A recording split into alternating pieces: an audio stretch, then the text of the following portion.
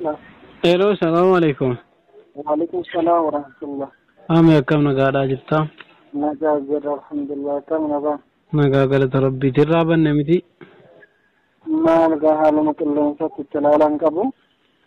Maali yaada qalbiin illee sinuma bira jirra?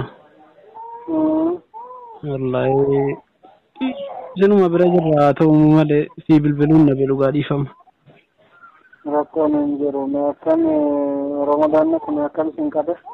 Keenya nu bareeduma jirra ammaa fi keessanuma malee. Akkamitti jirtu gidduu kana ammoo guyyaa lamaan sadan kana na akkam? Guyyaan sadan kana ni shada. Daandii bana jamaaf deebii godhatamaa ture. Daandiin beekta ji'aa fi torbee lama guutuuf eegaa nu biratti cufame daandiin guddaan federaalaa kun. Ajaa'iba ishee. Meeniin seenu dhugaatiin seenu maaliin seenu bakka wanti hunduu karaa faariin jalaan achirraan karaa miilatiin afar keessan haisuusin tokko ake finfinnee 20 agasiidha 20 fe'u jalaan 80 dhufan haisuusin tokko qofti. Maal jettaa? Wallahi 80 kan ammoo mi'aarratti dabalatanii gurguratanii akka carraa namni qabooti baay'ee malee dhiphaadha bakka gatiitti haalli lakkisaadha ture ammaree karicha banuudhaaf amma walii galanii turan amma boodara jarri shawaa kaabadhaa kun itti gaafatamummaan fudhannoo jaanii bitanii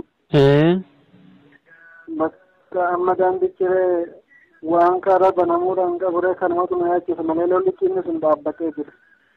Rabbi sinirraa haa dhaabu, Rabbi sinirraa haa dhaabu haadha kammallee.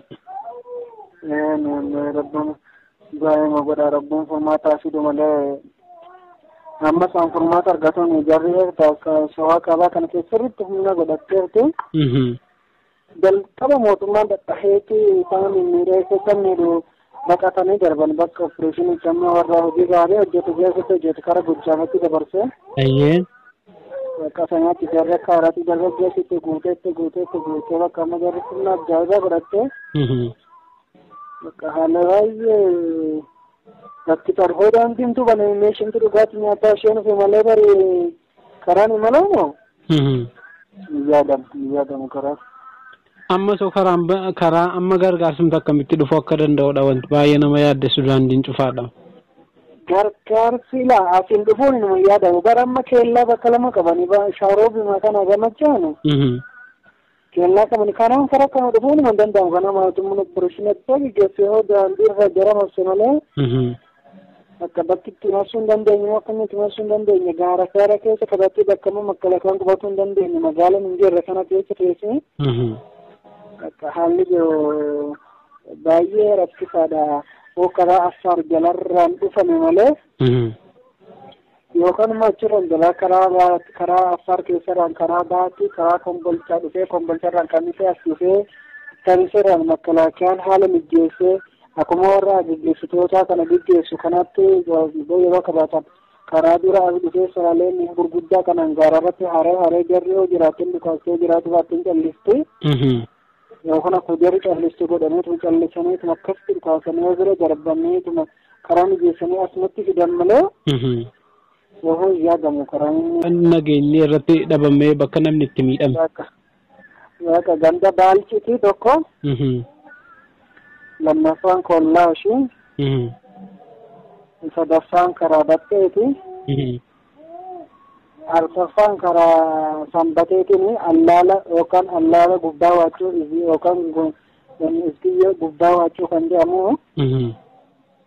Saniin booda makkaan ammoo jaarraa waataati magaalaa baay'ee kadaangessu. Jaarraa waataati namni kan miidhame bakka kanaan fiigee kana irra caalaa bakka amma namni sirriitti kan miidhame gaafa duraadha kadhamma baalchii kanaan bakka nama du'e hedduun ganda tokko kan dhufe baalchii fi battee kana. Ganda baalchii fi ganda battee jechuudha. Baalchii sanii achi naannottuudhaan tokko immoo naannottuu. Naannottuu. Naannoftuu. Baalchii naannoftuu battee sanbatee kadaangessu immoo allaala fi gubbaa waachuu. Allaala. Gubbaa waachuu achirraa immoo jaarraa waatati.